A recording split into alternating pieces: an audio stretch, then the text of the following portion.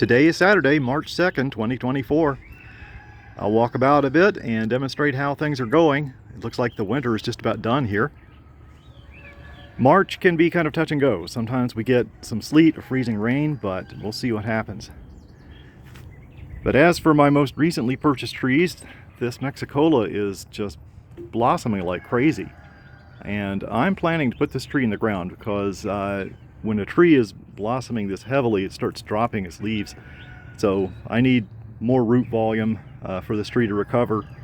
But hopefully I'm getting some pollination in here. I've been going through it with a brush every few days.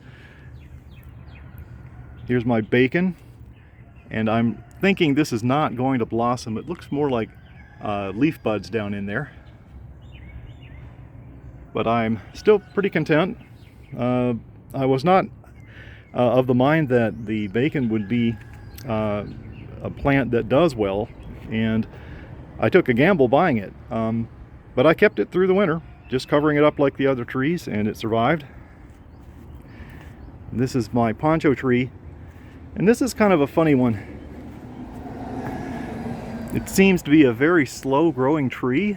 I really only got some growth over here last year, but deep down in this tree I can see bits of green starting to come in, so I think it'll make a better growth spurt this year. But no flower buds in it.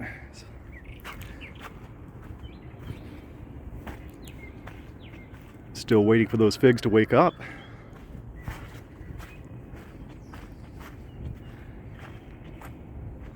So here's my project for the weekend.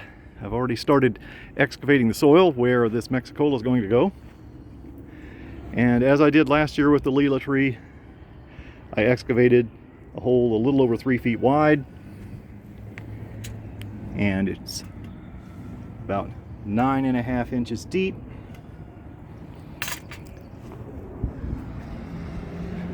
As I mentioned in the earlier video, I've been going around this Lila tree and pollinating it by hand.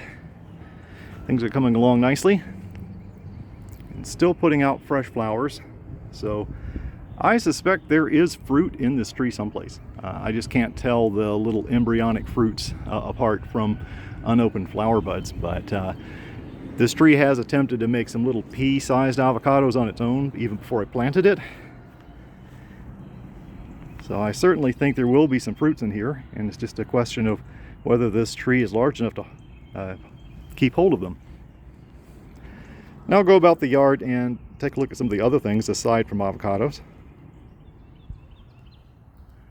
This is an area of the yard that tends to collect runoff which runs down the slope, and I thought this would be a good moist area to plant a mulberry tree.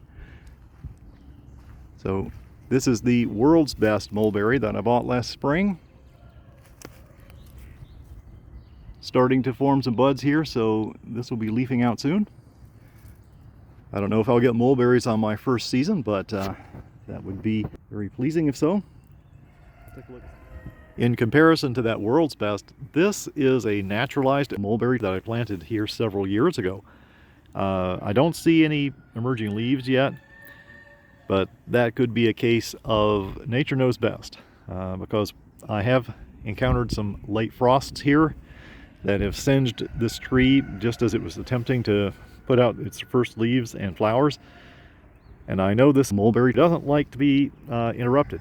So if I lose the growth, it'll take a month or more before it resumes, and it will not make as much fruit. So perhaps a bit of patience here is worthwhile. And these are my elderberry shrubs.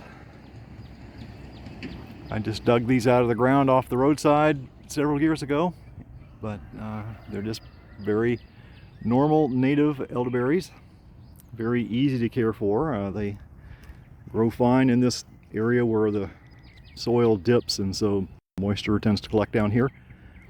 They're not especially long-lived shrubs though. I've had a few of these die and I had to cut them out, but I also have plenty of suckers growing up. I can always allow another shrub to form if I want, but they're turning green.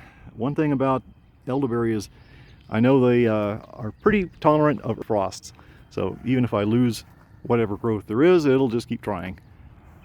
This is my peach tree, And this tree is putting out plenty of fuzzy buds that are going to turn into flowers. I've seen this tree become so loaded with fruit that the branches just dip down to the ground, so I may end up thinning the fruit if all of these pollinate.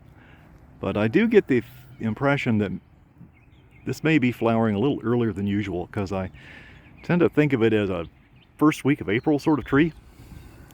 This is my row of blueberries, and I have always found blueberries to be very easy to grow here. This is a natural climate for them. I don't have to do too much other than just trim out dead stuff from the shrubs and fertilize them.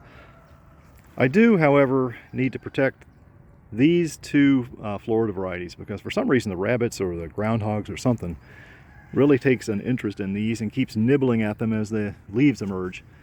So I'm going to protect this for a few more years and hopefully get this up in similar size to the others.